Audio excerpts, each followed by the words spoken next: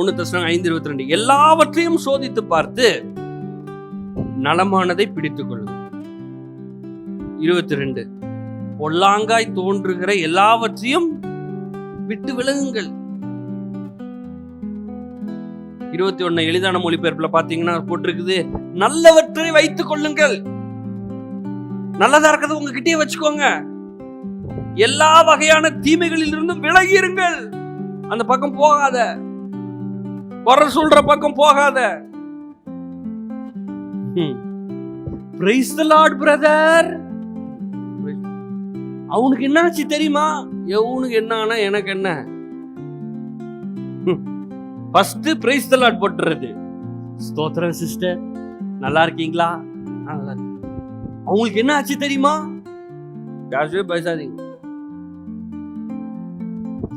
யாரை பத்தி நம்மளுக்கு வேணாம், தப்பா பேசுறது வேண்டாம். நல்லவற்றை வைத்துக் கொள்ளுங்கள், எல்லா வகையான தீமைகளில் இருந்தும் விலகி இருங்கள். விலகி இருங்கள். அப்படி ஓரமா வந்துருங்க. பேசுறாங்களா, அவன் வாயை மூட சொல்ல முடியாது. நம்ம வயசுல பெரியவங்களா இருப்பாங்க, என்ன சொல்ல முடியும்? ஒன்னும் சொல்ல முடியாது. விலகி வந்துருங்க. நீ பேசிக்கோ, நான் பேசல, நான் வரல. ஏன்? நான் நல்லதை தான் பேசுவேன், நல்லதை தான் செய்வேன். நீ தீமை செய்றியா? செஞ்சுக்கோ.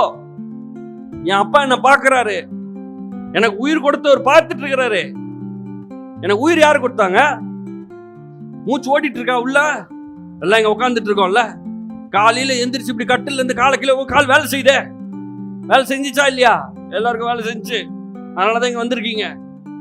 தூங்க எந்திரிக்கும் போது முதுகு கரெக்டா வந்துச்சு. முன்னாடி முதுக வேலை செய்ய வச்சது யாரு? கால் வேலை செய்ய வச்சது யாரு? எங்க அப்பா. அவர் நல்லது செய்யறவரு. அவர் நல்லது செய்யறதுனால தான் மூச்சு எல்லாம் ஓடிட்டு இருக்குது. இப்ப நான் இறங்கி கீழே போகும்போது கால் வேலை செய்யும்.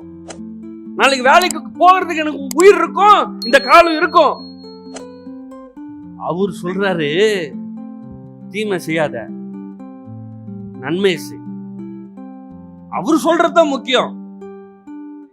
ஏன்னா அவர் தான் எனக்கு உயிரை கொடுத்திருக்கிறாரு.